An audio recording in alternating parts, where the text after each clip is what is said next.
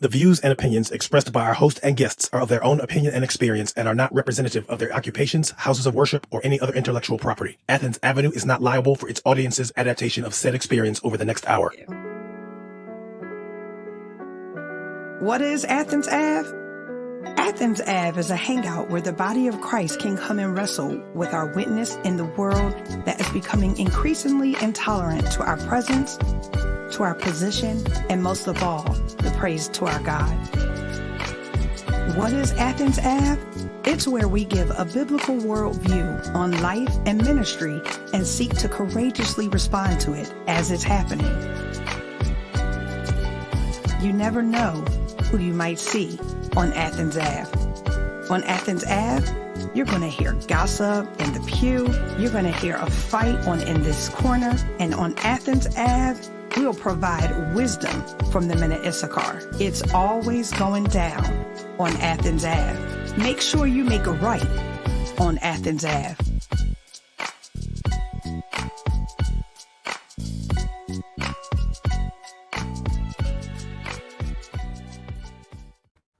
Hey, you know what I was thinking about when we came back?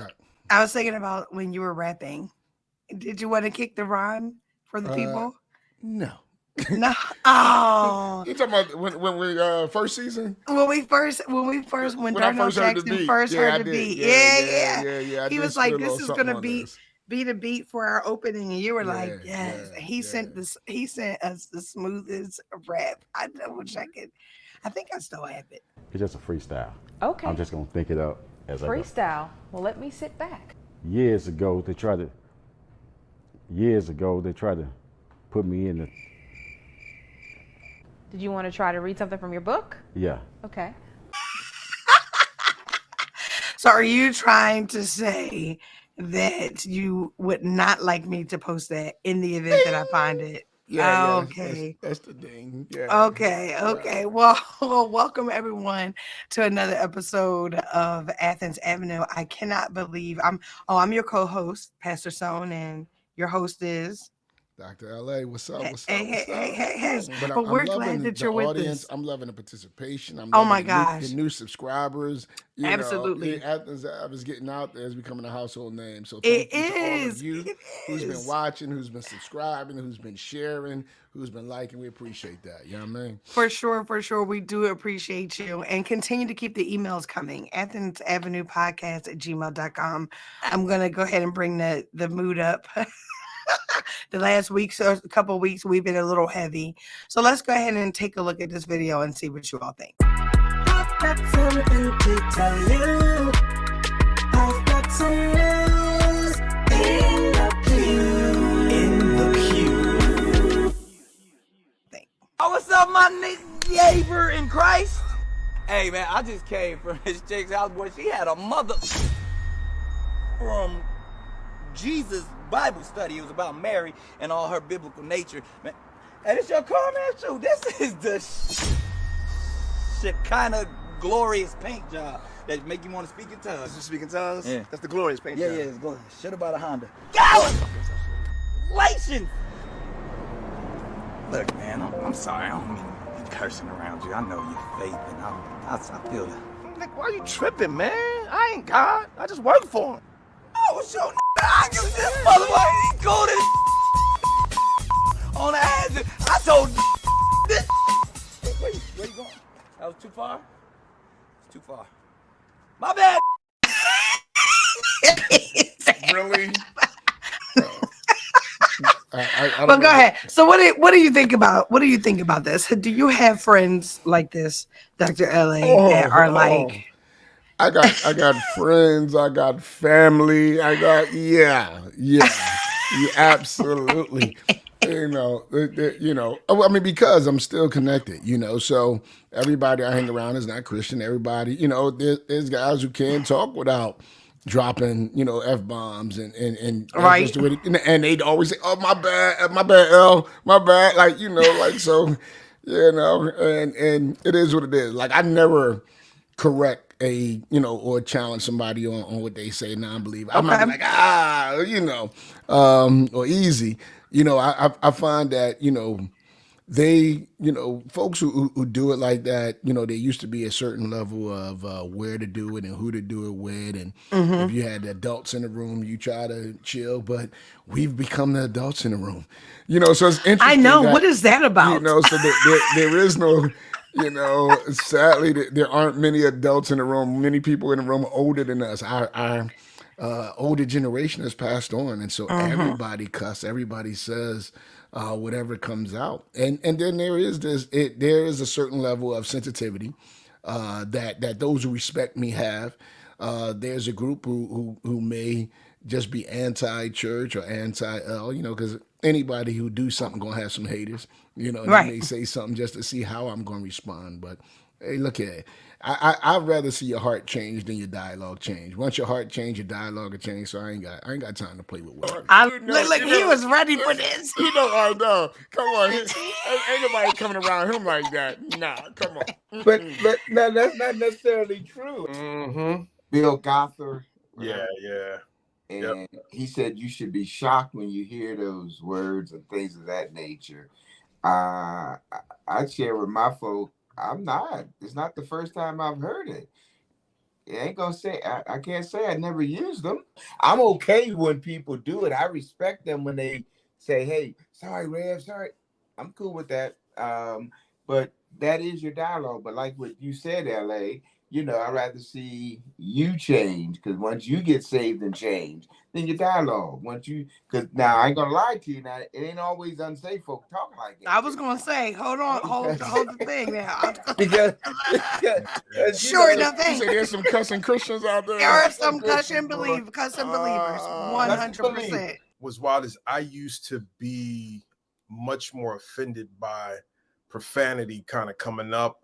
I'm not anymore. In fact, I wonder sometimes if someone who's not a Christian is not cussing in normal conversation. Do they know something about me or da-da-da? But you hear it so much, and I'm not saying I'm desensitized to it, but my level of expectation is just different. I think the Lord has built in me a certain level of grace, because I'm gonna tell you what, I may not do it outwardly, but last night I got up in the middle of the night and tripped over something.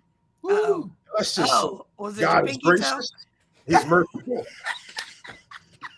Well, here's the So have the people lost respect for our folks who are in leadership and in Christendom? Like, do you think that's what this world is coming to? There's some who definitely lost respect. Definitely. But at the same time, I was going to say, I also think it's kind of hypocrisy when we can listen to Kevin Hart or listen to other comedians, or you watch a movie with cussing in it, and that don't bother you. But if somebody say it in front of you, then that bother you. Absolutely. Like, hey, it's because for me, like, it's like when I'm watching something, if it's a whole lot of cussing because I can't take it.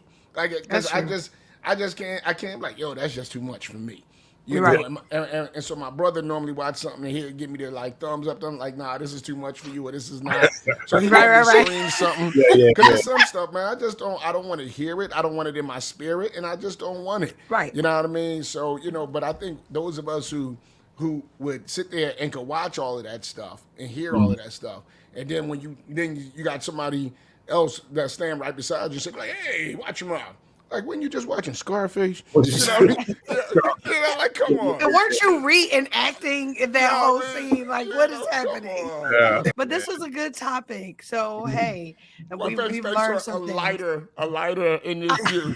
I'm just in this pew being funny and hilarious. She done got serious over a period of time. Listen, because sometimes we need to talk about some of the difficult things. You got that right. Oh, goodness. All right, we're going to go ahead and go to a commercial break, guys. And when we come back, we are going to be in this corner with Dr. L.A.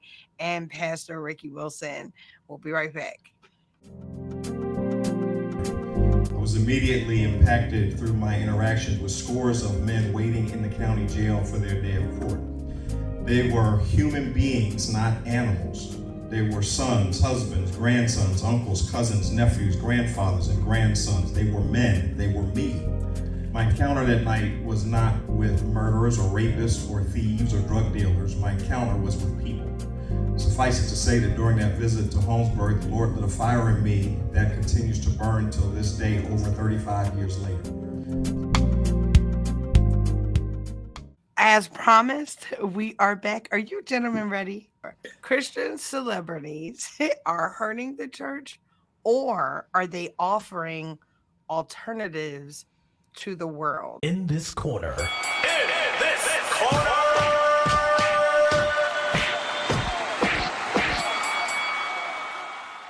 What's up, my friend? All right, my brother. How you doing today? I'm all right. I'm all right. Good. Service went well on Sunday? Service went well. I can't complain, you know.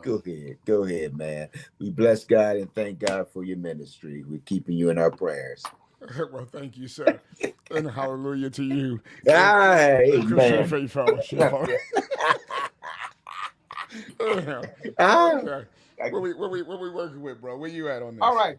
Well, I'm not against celebrities getting saved. That's not what I'm my aim. My aim is, I think what we have done in our Christian and in our churches is that we have elevated celebrities in every component without them actually having to go through discipleship program, without them having to go through some kind of a mentorship program and accountability kind of program. Well, I don't say program, ministry, but I think when we elevate them, they get saved on Monday, now they preaching on Sunday. I think we kind of do them an injustice because we're treating them as if they're prima donnas. James tells us, hey, don't have this preferential treatment of people in the kingdom because God doesn't have it. So I think we need to be careful of that because when they cross the line, who's holding them accountable of their moral behavior and things of that nature? Okay. So when you see this, you're thinking of celebrities who become Christians and how they're treated. Is that what you're I'm looking at about? both celebrities when they become believers, then instead of walking through convert class and learning the scriptures, they're elevated to preaching, they're elevated to leading the choir, they're elevated. Where the average Joe, you don't treat like that, but you do that with the celebrities. And I think that's a wrong thing for us. I guess when I saw this hit a topic, I was thinking of how we have mimicked the world and how the church seems to, we have to do everything that the world does. So the world has movies, so we make Christian movies. The world has singers and it sounds R&B, so our singers have their own R&B flavor. And so everything that the world does, the world does hip hop, the church does hip hop. So we seem to create this alternative universe that says that we can have these celebrities and we celebrate these individuals who are doing things and they become platforms. And so now our pastors have become personalities more than pastors. And so their pulpits have become platforms. And people begin to follow their brand versus follow their God.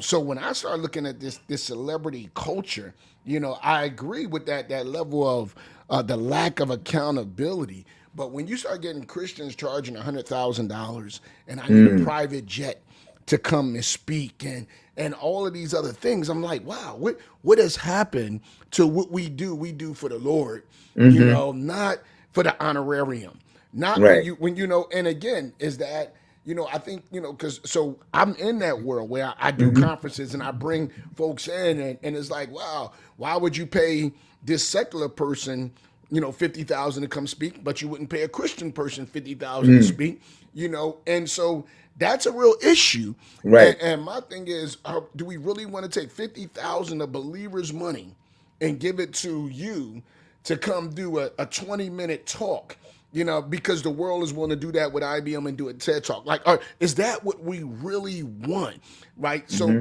is that what show us value?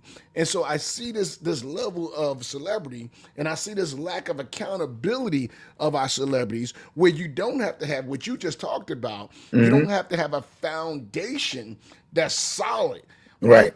You can have a jacked up character, but if you got good charisma, you can still step on my stage. So I got an issue with that aspect of celebrity culture coming into Christianity. And I hear you, and I think on one hand, I think some would consider us or call people haters when you don't give the celebrity the platform.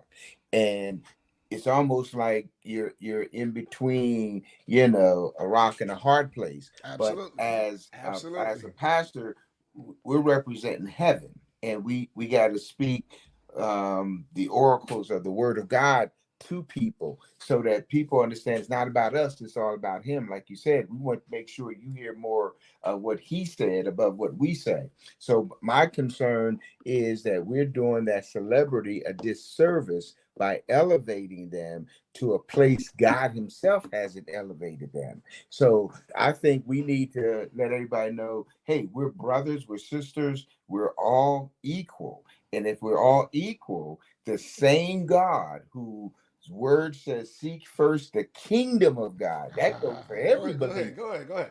So if that's so true, then that means we got to seek first. Every believer got to prioritize God, and everything you have is as a result. So you are a beneficiary of the grace of God. Amen. Anybody, too much is given, much is expected. So therefore, if you have been loved much and you have been forgiven much, then you should be showing more of that. Not necessarily that I need to have a platform up on the stage. I can do that in the humblest of way. For example, one preacher, friend of mine, shared with us how he, and I guess it goes back to what you said, letting everybody know how he's hobnobbing. So he dropped a name, and he said, there's a well-off millionaire, billionaires, and they came to his church, and they were sitting out, and they said, what can we do for you? Oh, I don't want you to do anything for me. I'll give you a brush, and you can go start painting the walls. And that was to tell us that we're telling the person, I didn't want your money, just want you to paint. But that's what you told us, and it sounded good. But your building got built with cash, and you have a mortgage. So something must have happened in the back room. But the idea is that he was trying to tell us that this wealthy millionaires, billionaires, whatever, just wanted to help by painting, doing some work in the communities to come across that. And that's cool. Okay. But then on the back end, the service would be taking advantage of their wealth. I hear you. I believe the church just has a culture. I mean, if there's a guy who has 50, and there's a guy who has 500, the guy who has 500 members, regardless of one preach or one plant or one water, and God gives the increase. The reality is we believe that the guy who got 500 is better than the guy who got 50. Right. So the guy who got 500 get the platform. But if you got the guy that got 500 versus the guy who got 5,000, then the guy who got 5,000 gets the platform, right? And so what we think is that the more of a following, the more of an audience, the more of a celebrity, the more of a star, the greater of a person you are, right? And all I'm saying is that's not accurate. Right. That's not accurate. But because that is the mindset, right? That's what made guys who have 50 people, have 100 people, have 200 people, they feel depressed. They never feel adequate. They never feel affirmed because they're working in a culture where bigger is always better. And more is affirming. And if you don't have more, you're trying to figure out what's wrong with you, or what do I have to do in order to duplicate what somebody else is doing. Right. So, because we're being validated by the people that's following us, that's celebrating us, that's highlighting us, when in reality, we supposed to be highlighted and celebrated, our God, not ourselves. And Right. as long as we're doing what he called us to do, then, only person we need to worry about is one. You see what my shirt say? I know y'all probably been trying to figure out solo, right?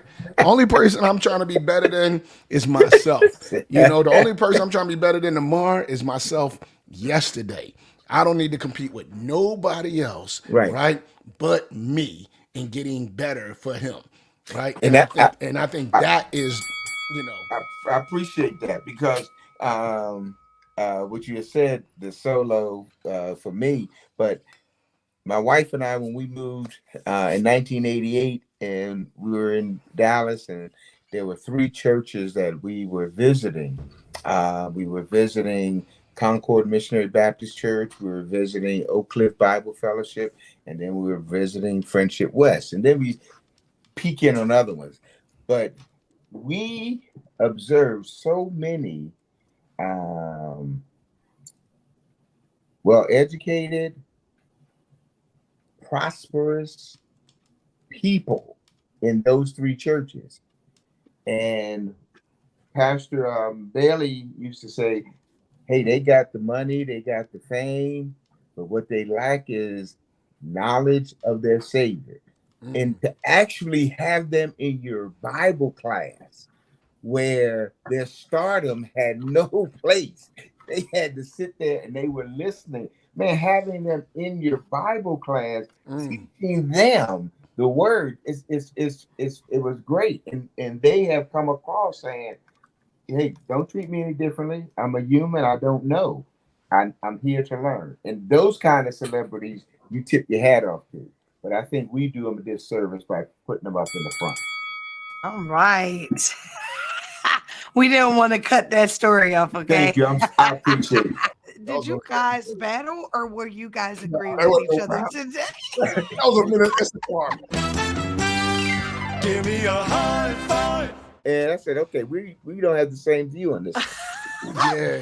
Oh, well, we're seeing, everyone in the comments, some of them are saying you guys are actually agreeing with each other, and I was saying the same thing. Yeah. But PK, do you want to weigh in on this topic? No? So. Okay. I just figured I'd ask. I mean, unfortunately, I got to wear the ref shirt. Oh, Lord. Him in this rough shirt. I generally, I remember coming up, and whenever a celebrity became a Christian, it was like they were platformed, like it was nausea. It was just, they were everywhere. I am delivered. Now, I look and I'm always leery because I'm like, is this just a flex? Is it something for advertising or for notoriety? And I'm always suspicious when someone is a celebrity, they come to know the Lord, and they're platformed so quickly, because I wonder why. Like why? Like let them go through the process. Yesterday, a man came up to me following service to tell me he's been out of church for years. Somebody told him to read the pastor's diaries. He got a chance to hear situations that he dealt with but never understood from the pastor's perspective. It changed his heart, it softened his heart, and it brought him back to church. In the pastor's diary, you hear about the pressure and the pain, the power and the pride, the pedestal and the perseverance that pastors deal with and go through. They're passionate why they do what they do. It's easy as a pastor to have this Elijah complex, like you're the only one going through things. And it's easy when you're in the pulpit to look at the pastor and have such a judgmental perspective on them because they're on such a pedestal. The pastor's diary is meant to bring all of that together in one place where myself, along with 26 other pastors, give an intimate look behind the pulpit. The pastor's diaries. It's here for you. It's here for the body. It's here to bring some healing and some reconciliation. Get your copy today. So your topic for today is how do we reclaim our sons and daughters from the Islamic culture? Men of Issachar.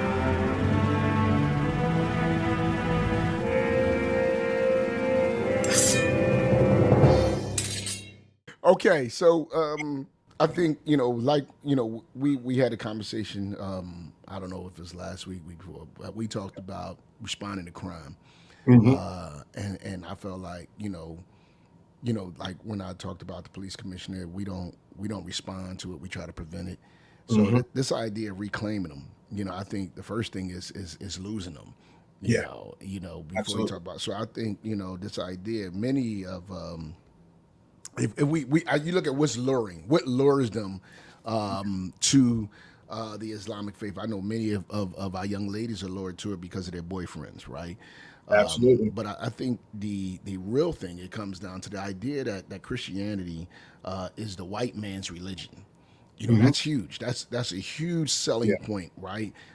It makes all other cults and all other ideas seem cool or seem like a rebellion because it's opposite from going to the norm. So there is this idea that we're selling out by even being a part of this, and that makes the lure, which can be kind of faddish, to the Islamic culture. Yeah, and that's I absolutely agree with you on that. Around this whole subject, one of the talks that I remember from a prominent scholar, Dr. Carl Ellis, was he looked at the three things that attracts a lot of young African American males to Islam, in particular Nation of Islam. This is the personal, the cultural, and the social. It's like those three areas they see as being addressed in the Islamic rituals and the whole practice of Islam. And it's like he also went on to talk about, and we know that this is not new, that those three areas are areas where, in particular, the church we kind of shrink back from, and we don't actually talk about the fullness of who we are and what the Bible and what God offers and talks about. God talks about justice. God talks about ethics, how we ought to live, and God talks about the personal. But oftentimes we only focus on the personal, and we miss these opportunities, in particular with our young men, who many you mentioned, like, that are incarcerated, which is where a lot of our young men get connected to Islam, in particular the Nation of Islam. Absolutely, and that right there, that is a a great evangelism field. When you talk about the incarceration, you got many who are introduced to it as a way of protection, as a way of connection, right? And it further promotes the bad boy kind of image, the underworld image, and it attracts these individuals within our community. But I also think, we can talk about fornication to young people, right? And but you go to here and you can have as many wives as you can actually afford, right? And so we still got pics of not we, but the church in general have Yeah. pics of this Anglo-American Jesus, right, with brown hair and blue eyes up on their walls, when we all know full well that's not what he looked like, right? But we will still have it on our walls. We'll still have it in our Sunday school materials. We'll still have it in our Bibles, right? And that's a real turnoff for somebody who's trying to find their identity, and they say, "I've been made in the image of," and then when you show me that image, right, Yeah. you're like, "No, I haven't been made in the image of him." If that's what we're talking about. So I think many times we're not able to relate on that personal level, and they don't see it as not we individually as a church, but we as a whole, they don't see it as a place that's welcoming of them. Exactly. And I think another part of that is that we have Islam have men. Let's Exactly. they have many men, right, who are actually disciplined and committed to their faith, and our churches are filled up with women.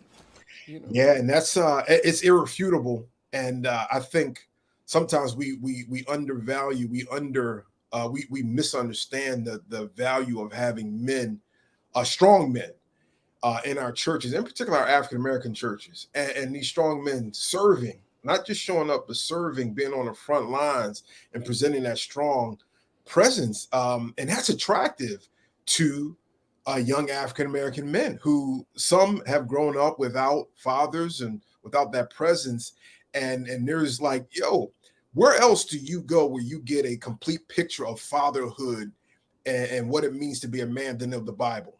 Like, the Bible speaks to it, but we've almost relinquished that, and we have challenge men. We don't encourage them. Like these are all things that I believe if we stepped into these roles, and we do at an early age, we'll see some change. And so you talk about reclaiming our daughters and our sons.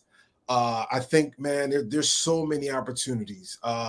There's the grace that we have. We got to stop losing them. Yeah. You talk about reclaiming. We got to start. I mean, I think when we fail to recognize, I think this is the issue. We fail to recognize that if we don't disciple boys, we will never have mature men. Absolutely. Right? Like there's a correlation to that. Like if you don't see the boys and you don't love on the boys, you don't father the boys, you don't become a father to the fatherless, you don't raise these boys up, right? Mm-hmm. You ignore these boys and then you wonder why these boys took off the moment they were able to make a decision of where they were going to go. Right? Exactly. There's a reason they don't come back, after they go to college, if they go to college. There's a reason that we lose our boys in the high school years. You know what I mean? Because we have not discipled them enough. You got to tell them more than a nice story about Daniel and the lion's den, right? Yeah. We got to get up into their world. The problem is by the time we get to the point of Jesus is not the way, a way, but he's the way, the truth, and the life. By the time we get there, we done already lost them, right? Yeah. We done already lost them. And they need to hear it. Like you mentioned, getting to Jesus and that forgiveness, that where Islam, it doesn't talk about that forgiveness and assurance of forgiveness and life after death, that there's this assurance that we will be in the presence of that. I think we have something as believers that we're almost reluctant to share about. Like we talk about the Father's love. And there's a part that we can communicate with those who are on the border of whether or not they're going to follow Islam or Christ or whatever. Man, share about the Father's love. You talk about how do you minister to young boys who are struggling with being a man in society and a Black man in society. Talk about the Father's love. Talk about grace. Grace beats ritual every time. Talk about the gospel of Jesus Christ and forgiveness and love to a young man or someone who has done things that they believe they can never be forgiven for. And I guarantee you that our faith, that the gospel addresses those things and builds that man or that woman up. Talks about being truly righteous, not just righteous externally in ritual and doing these practices, but righteous internally. Like our faith, the gospel addresses all these things that our young men and our young women are struggling with. I believe that we're, like you said, you mentioned discipleship. We're failing at discipling our young people and giving them, entrust them with that gospel, that word of truth, and see God work. I wonder, what can we learn from a Jewish bar mitzvah? What can we learn from a rites of passage? Like what can we learn? It's interesting, as you was talking, I was thinking, that we see Jesus in the temple with the older men dropping word on him, and his parents where were you? Didn't I had to be in my father's house?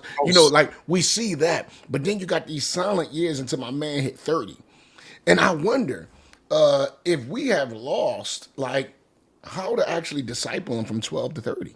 If we've lost that, right? And the reality is we need to kind of rethink what is a rites of passage for individual. We know they're getting killed at a younger age. We know they're killing at a younger age. You know what I mean? Is there something that we should be doing, saying, teaching, expecting when our kids go from 12 to 13 in their Christian faith? Is there some kind of way we need to go back to the drawing board and say, look here, this is happening all over, right? What can we do? What can we introduce? What kind of process can we have to help them grow? What are our expectations when they hit this point? Because if they getting expectations in every aspect of life, how to walk, how to live, how to do things in school, they get it everywhere else. Well, what do we expect from them in church beyond showing up? Yeah, and you say that as you're talking, just thinking about, what you're talking about is we must pour into and celebrate our young people. We've got to remind them that they are fearfully and wonderfully made. They are special, especially our young boys. They're going to get criticism throughout their life, and and that leaves them open. It leaves them open to being proselytized by the nation or Islam, or even, I mean, there are other entities out there, Absolutely. and Black Hebrew Israel, like they're all going after, and they're dipping into that same pool of young Black men who feel disenfranchised, forgotten, ignored, and endangered. And those young Black men, they want community. They want to be a part of something. And man, what better body to be a part of than the body of Christ and what's offered here? And we got to stop being scared of these young men and believing that they're pariahs of society. They're not. And they're fearfully and wonderfully made. And we need to invite them into the fullness of life in Jesus. Like, yo, let's not be scared of that. Absolutely. And we got to show our young girls that they're valued. And it's so much more to them than their bodies and their dress and their eyelashes and outward and everything else that man looks at. Show them that they are also fearfully and wonderfully made from the inside out. You know? That's in good order stuff. to claim them, we got to first, I think we agree, we got to love them. We got to honor them.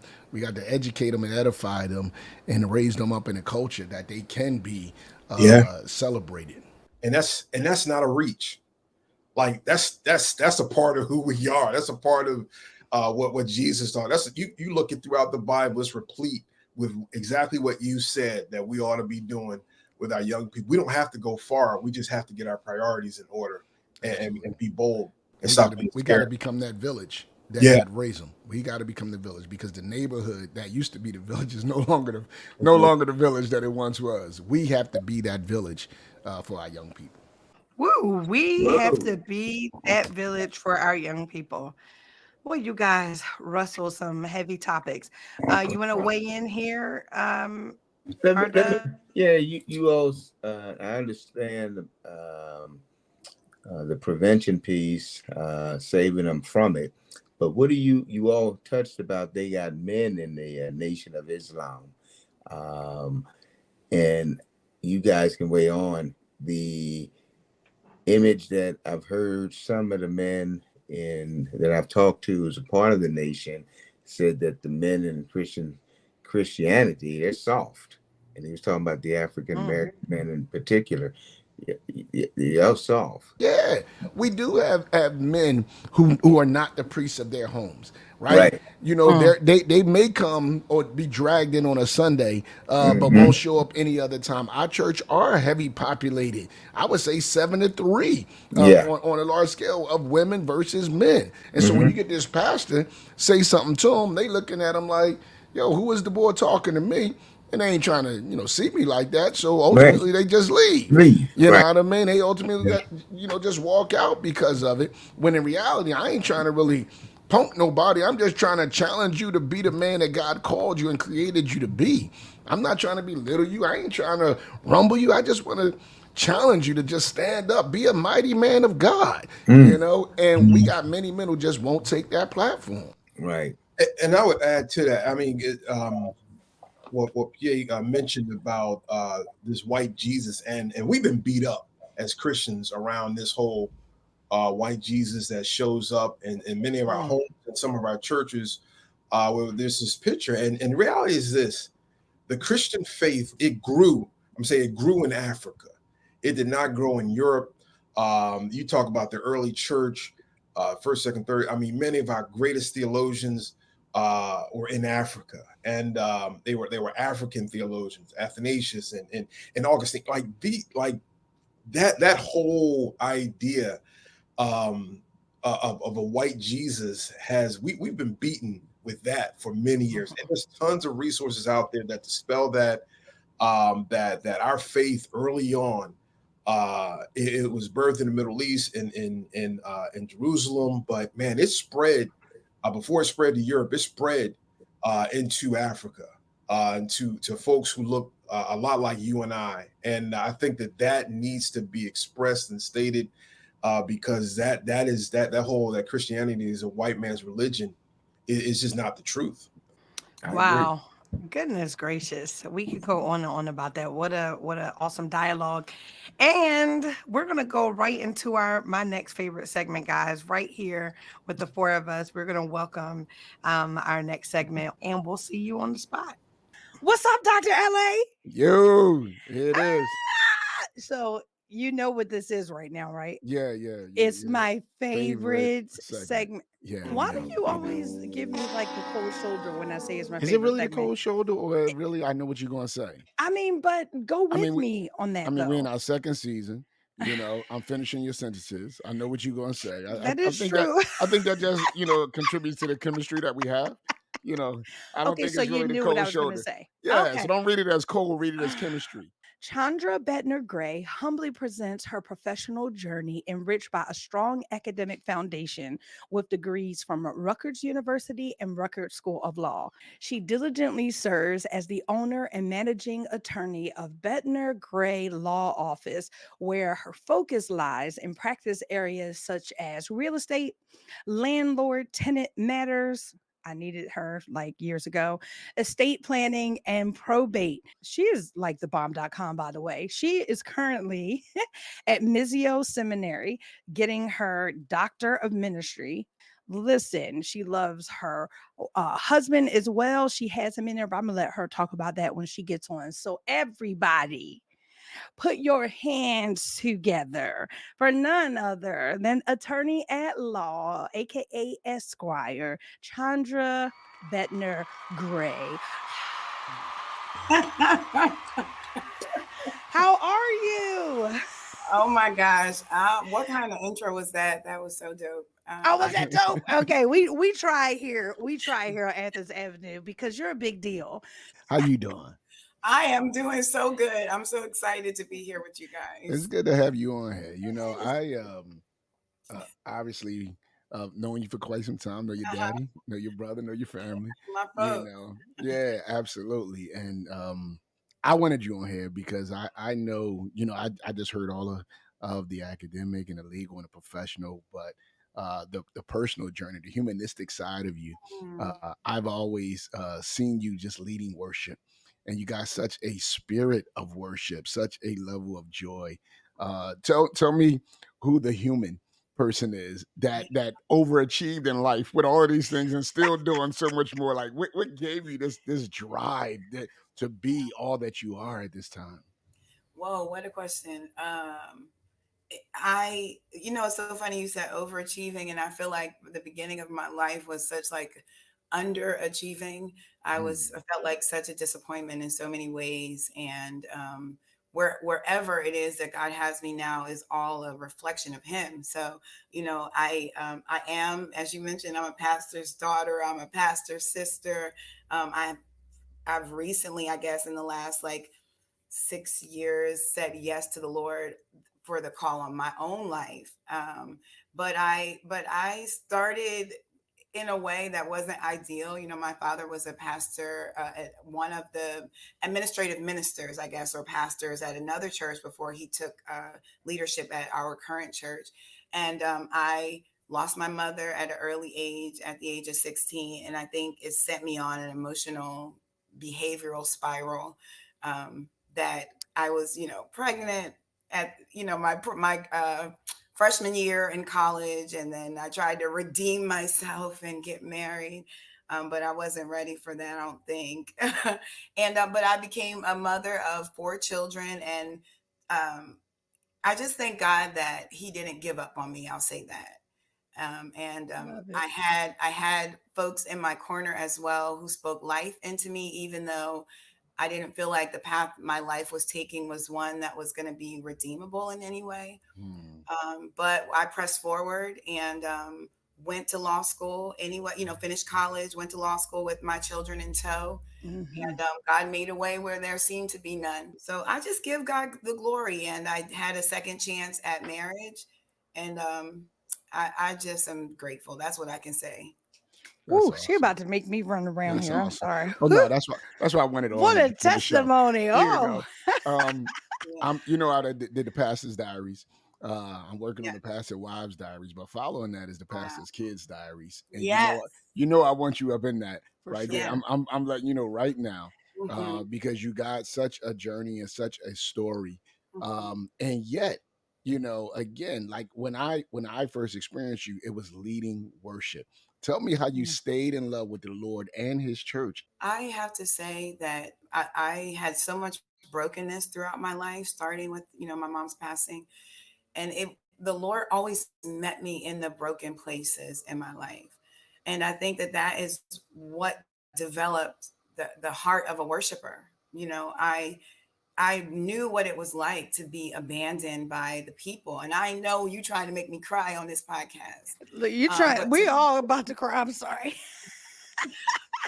I have felt, what felt like abandonment, even in the church. So I know Right. what church hurt is. I recognize that. I know what it is to live in a, fishbowl, so to Fishbowl. speak. Yeah. And to kind of process what the looks and the things that happen. And there's a whole, like you said, I hope you do ask me about the pastor's kids diaries. Right. Much there. But the Lord always met me in these places of like, I'm not going back. And would bring me near to him. And I've never felt so embraced and loved as I felt in the moments where he was reminding me that he was counting my tears and that I was still useful to him.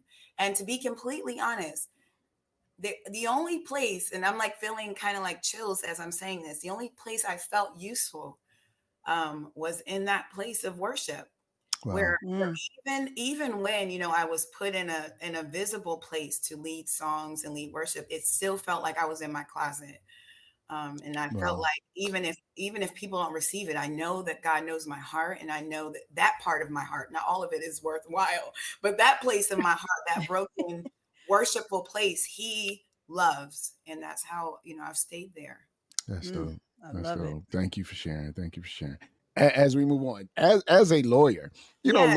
lawyers aren't known for their integrity. They're not known, for their ethics, and yet you're in this field. To help me understand how you navigate these ethical dilemmas that you may face when you're representing clients. Like, how does that work? How do you navigate your faith and your practice? That's such an excellent question. And to be completely honest, when I started, I struggled. I struggled with the fact that I know what the thought is of attorneys, what the reputation is, and I also have colleagues that embody all of that. And I struggled to find my place, and I know that was part of why the Lord closed doors that I tried to go through in the field to put me where I had to create my own place. And I had to create a firm that had a different identity, and we have an atmosphere here that doesn't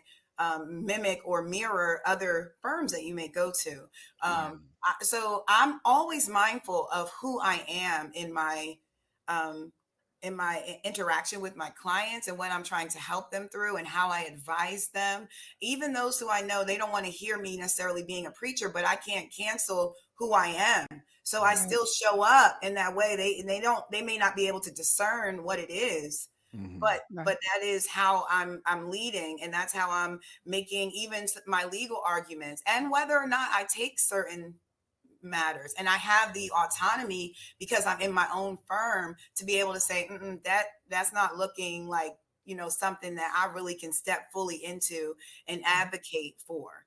We have the ultimate example of an advocate. So it's so sad how sin has perverted the law, because the law comes straight from the lawgiver.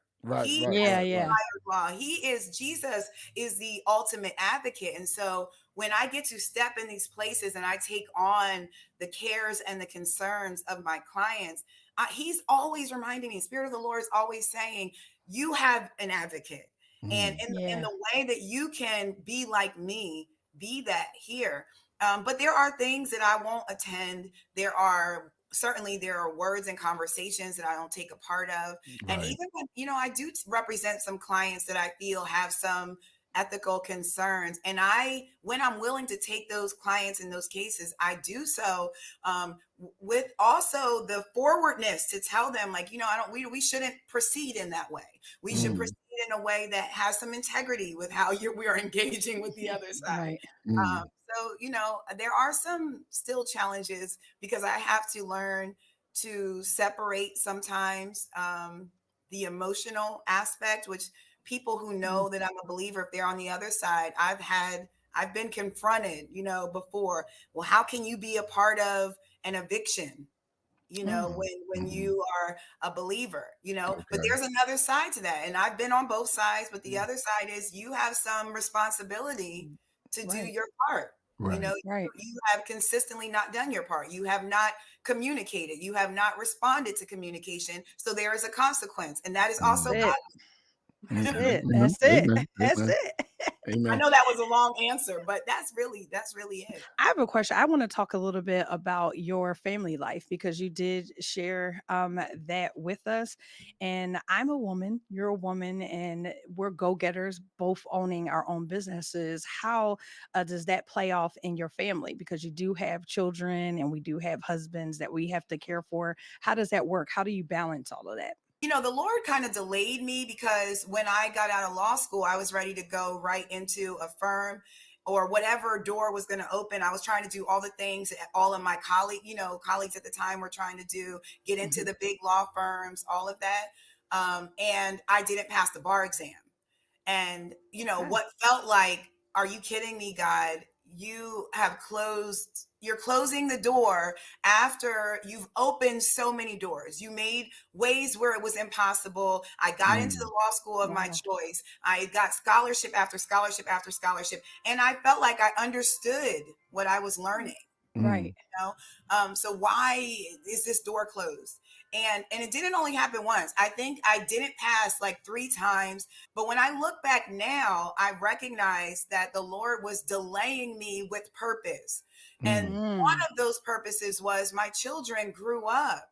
And then the other purpose was that when the door finally opened, I could say, yes, God, I will open the practice, because I felt like it was deep in my heart, but I was like, I had fear. I felt like, well, I'm not going to be able to pay my bills, or I'm not going to be able to do all of the things that I, need to do. When the door finally opened, the kids were old enough, were kind of like high school age kids. I didn't have to worry about daycare. I didn't have to worry about them being latchkey kids or any of that. That wasn't a concern of mine. And then concerning my husband, he works for a law firm. So Look at that. he knows the life. He was very invested in us getting this practice up and running. And so we have been partners in a large way. And then the last way is the autonomy of the time, the schedule. I make my own schedule. Now, certainly I show up. I'm the hardest worker. I'm here in the office. I have to be at court when I have to be at court, but I can say my office closes at 4:00 every day. Oh, I love it. We have a half day on Friday. That gives me an opportunity to be present in my household, with my children, at my church, whatever it is I'm called to do, I'm able to balance. Oh, I love it. I don't know how you went back to family, but that was great answers. She did. She went back. No, you went back. You took I'm it back. sorry, because you did that. I you did just that wanna- woman to woman, I wife did. to wife, I mother did to that mother woman thing. to woman thing. You know. Yeah, sorry. Anyway, back to the professional side. Yes, Yes, it goes together. It really, really does. And that's what the Lord is showing me in this season of my life, and how He doesn't want my life compartmentalized, which was my instinct as an attorney, was like, okay, I'm going to have this section and I'm going to have that section, and they don't cross. But the Lord has made it possible for them to come together. I've called you to all of this, and watch me work. Watch me show you how you can be present as mom, present as wife, walk in your ministry calling, and in this law firm. It feels impossible, but with God, it's possible. I know it. Now I you're know trying to it. sneak a preach too. Come on. Ah. Oh, here you go. Here you go. But speaking of crossing over, are there specific projects, initiatives you've been involved in that kind of pour out your ministry through your professional practice? Like, how does that work?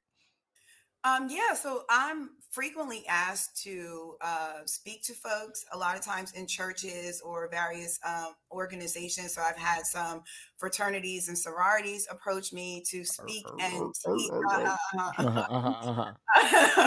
to talk on estate planning in particular. Okay. This is the area that folks in the Black and Brown community, especially, obviously, people in general, but especially in our community, it's just one of those areas that we neglect.